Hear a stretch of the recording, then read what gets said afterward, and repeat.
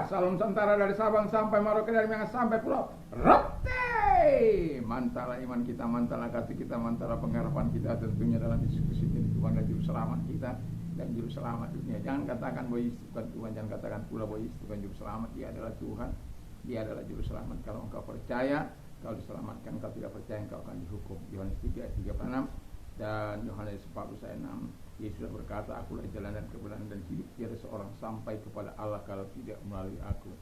Petrus juga dalam Kisah 4 ayat 12 mengatakan, dan keselamatan tidak ada dalam siapapun juga selain dalam Dia Yesus Kristus, karena di bawah kolong langit ini tidak ada nama lain yang diberikan kepada manusia yang olehnya kita diselamatkan. Yohanes 3 ayat 16, karena begitu besar kasih Allah akan dunia ini sehingga Ia mengorbankan anaknya yang tunggal supaya setiap orang percaya kepadanya tidak binasa melainkan beroleh hidup yang kekal. Mantap. Haleluya. Dengan hati percaya engkau dibenarkan, dengan mulut mengaku engkau diselamatkan. Roma 10 ayat 9 dan 10.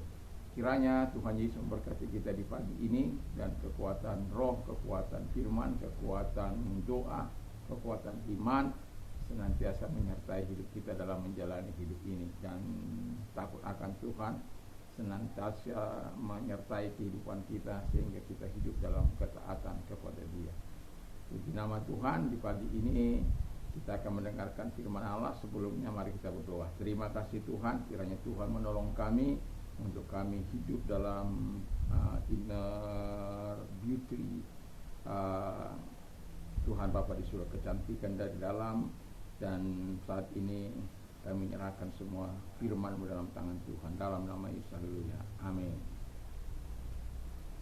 Saya akan membacakan 1 Petrus 3 ayat yang ke 1 sampai dengan ke 7. Ini agak panjang pembacaan. Dan saya mulai. Hidup bersama suami istri. Demikian juga kamu, hai istri-istri, tunduklah kepada suamimu, supaya jika ada di antara kamu yang tidak taat kepada firman, mereka juga tanpa perkataan dimenangkan oleh kelakuan istrinya. Jika mereka melihat bagaimana murni dan salehnya hidup istri mereka itu. Perhiasanmu janganlah secara lahiriah, yaitu dengan mengepang-ngepang rambut, memakai perhiasan emas, atau dengan mengenakan pakaian yang indah-indah. Tapi perhiasanmu ialah manusia batinia yang tersembunyi dengan perhiasan yang tidak binasa, yang berasal dari roh yang lemah lembut dan tentram, yang sangat berharga di mata Tuhan. Sebab demikianlah cara perempuan-perempuan kudus dahulu berdandan, yaitu perempuan-perempuan yang menaruh pengharapannya kepada Allah. Mereka tunduk kepada suaminya. 6. Sama seperti Sarah taat kepada Abraham dan menamai dia tuannya, dan kamu adalah anak-anaknya jika kamu berbuat baik dan tidak takut akan ancaman. 7.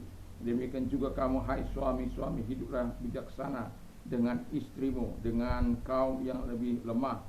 Hormatilah mereka sebagai teman pewaris dari kasih karunia, yaitu kehidupan, supaya doamu jangan terhalang. Haleluya.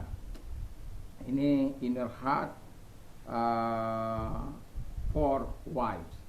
Jadi kecantikan hati bagi wanita, nanti sore bagi suami, ya. Dan kita discuss dulu tentang apa sih ketaatan, kecantikan di dalam hidup kita ini, dalam batin kita. Dan tentu baik wanita maupun pria, kita harus memiliki apa yang diharapkan oleh Tuhan. Dan itu yang kita mau tunjukkan kepada kita. Kalau kita sudah berkeluarga, atau secara pribadi belum keluarga tapi mau berkeluarga, atau setiap pribadi, ya, harus mengalami kecantikan ini. Walaupun sasarannya sebenarnya adalah kepada keluarga, yang hari-hari ini saya melihat bagaimana keluarga yang tidak terurus oleh karena kesibukan sang wanita. Nah, Alkitab mengatakan banyak orang untuk mengalami kecantikan, dan orang lebih cenderung untuk merawat kecantikan wajahnya, kecantikan tubuhnya, dan lain sebagainya. Rela mengeluarkan dolar demi dolar hanya untuk kecantikan yang demikian. Tetapi itu semua tidak salah. Tetapi kalau itu yang menjadi tujuan utama kita, maka kita akan menjadi orang yang termalang di dalam dunia ini, karena kecantikanmu tidak akan bisa menahan kesendirianmu, kecantikanmu tidak akan bisa membuat penghiburan ketika engkau menghadapi masalah. Dan itulah sebabnya, dan saat ini kita mau belajar kebenaran firman Allah, apakah yang dimaksud dengan inner beauty for wife. Yang pertama, ayat yang kedua kita lihat, hidup saleh dan murni. Jadi tidak ada neko-neko di situ. Hidupnya benar-benar sepadan dengan firman Allah, dan dia mau melakukan apa yang diperintahkan Tuhan saja.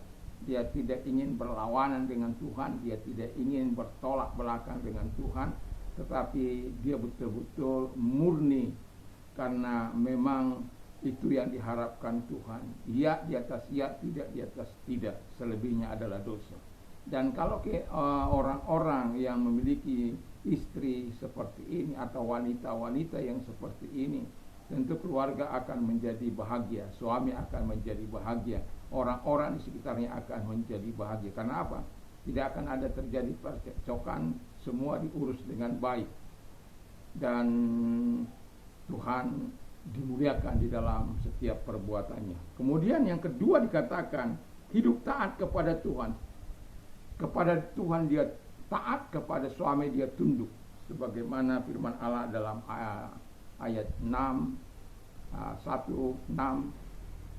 Dan di situ kita bisa melihat bahwa taat kepada Tuhan itu harus menjadi harga yang tidak bisa ditawar. Karena apa?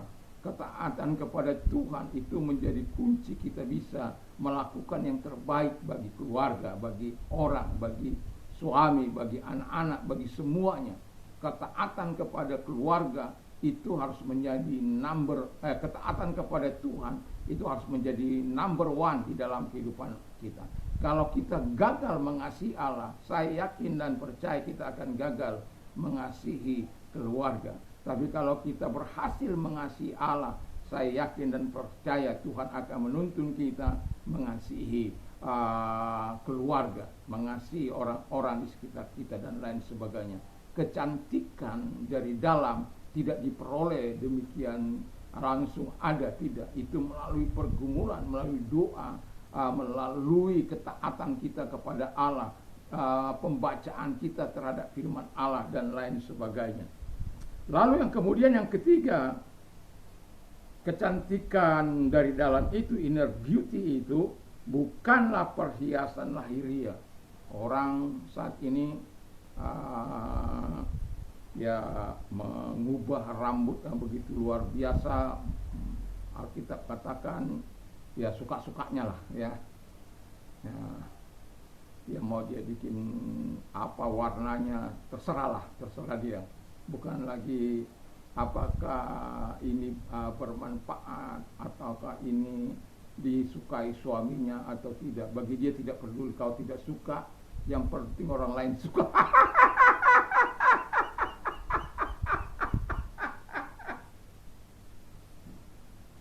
Kalau sudah begini, hajab ini apa itu kok hajab itu, orang Batak bilang.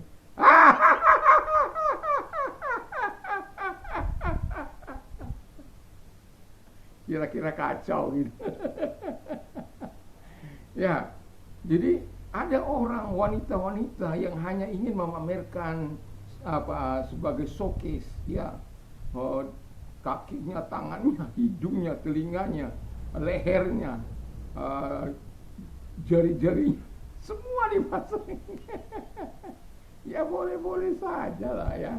Ya, tapi apakah itu beretika? Kalau engkau melakukannya berlebih-lebihan. Sementara Yesus mengatakan kita bersahaja, sederhana. Besok saya akan menerangkan bagaimana Daud itu sampai triliunan sekali dia menyumbang ke dalam rumah Tuhan. Emas yang 34 kilo, 3.000 kilo dia serahkan, 3.000 sikal. 3.000 sikal kali 34, bayangkan saja berapa ribu kilo dia berikan kali gram, dia nggak pakai itu ribuan kilo, tapi dia pakai. Tapi ketika dia merencanakan pembangunan rumah Tuhan, dia serahkan, bukan untuk pertunjukan seperti itu atau seperti yang dia disembunyikan, tapi karena itu hasil korupsi. Enggak begitu. Untuk apa banyak-banyak mas hasil korupsi? ya bertobatlah ya orang-orang seperti itu. Jadi perhiasan kita bukan soal lahiriah ini. Orang yang cantik hatinya itu dia akan membuang itu semuanya. Dalam arti bukan berarti dia tidak butuh itu, tidak. Yang diutamakan adalah kecantikan lahiriah. Orang kan pakaian branded, item branded, sepatu branded, apalagi tas branded, supaya bilang orang wow. Kecantikan hati itu sangat berharga di hadapan Tuhan. Kecantikan hati itu yang dicari oleh Tuhan. Apa gunanya kalau itu menyengsarakan kita? Apa gunanya kita memiliki seluruh dunia ini kalau hidup kita binasa? Yang terakhir kata firman Allah, perhiasan batinia.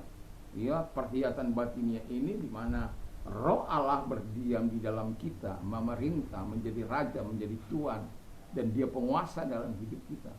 Seperti Daud ketika raja Tuhan berdaulat dalam hidupnya, dia biarkan Tuhan menjadi raja, jadi pemimpin. Dia katakan semua karena cinta.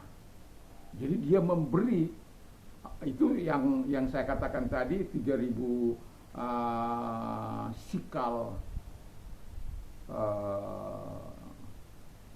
3.000 sikal emas kilo ya, 3.000 kali ya 34, nanti besok lah ya, itu saya menghitung itu sampai 1 triliun lebih, itu kurs 1 juta lebih, 1 juta.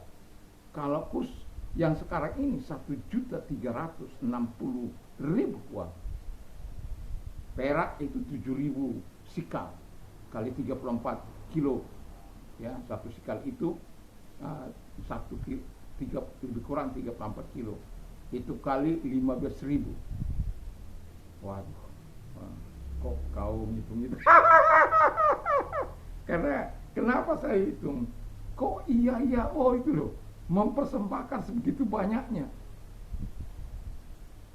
Belum lagi kayu, paku, belum lagi tembaga. Aduh, saya hanya menghitung yang mahal-mahal saja. Kayu. Ya. Waduh, udahlah. Ya, yang saya mau ketekankan adalah perhiasan batinia kita, di mana Roh Allah tinggal dalam hidup kita, dibuatnya wanita itu menjadi ramah, menjadi lemah lembut, menjadi baik, dan kemudian Alkitab mengatakan dengan jelas bahwa orang-orang yang demikian, wanita-wanita yang demikian sangat berharga di hadapan Tuhan. Berbeda dengan lelaki, nanti sore akan saya lakukan. Dan laki-laki memang tidak jauh berbeda apa yang diinginkan Tuhan, tapi ada sedikit perbedaan, di mana dia sebagai orang-orang yang tidak mencintai istrinya, sukar lu dapat doamu dijawab oleh Tuhan. Itu sebabnya kalau orang tapi kok cerita saya di sini. Nanti sore aja, nanti terlalu panjang lagi ya. Jadi saya mau katakan kepada kita betapa berharganya orang-orang yang memiliki kecantikan di dalam batinnya, dalam hatinya. Jadi kita orang yang dikatakan cantik dalam batin, saya ulang sekali lagi, hidup saleh dan murni, hidup taat kepada Tuhan, tunduk kepada suami, bukan perhiasan lahiriah yang dipakainya, yang ditunjukkannya, tetapi perhiasan batinia di mana Roh Allah yang memimpin dia, Tuhan yang memimpin dia, sehingga dia memakai hal yang tidak binasa tersebut, dan dia menjadi lemah lembut, baik dan lain sebagainya, penuh cinta kasih, dan Alkitab katakan sangat berharga di mata Tuhan, wanita-wanita seperti ini. Tentu setiap pria-pria yang sudah menikah tentu mengharapkan wanita-wanita yang sesuai dengan firman Allah, yang tidak menyusahkan kata firman Allah, tetapi betul-betul sesuai dengan kehendak Allah di dalam surga, sehingga apapun yang dilakukan itu semua untuk mempermuliakan Tuhan.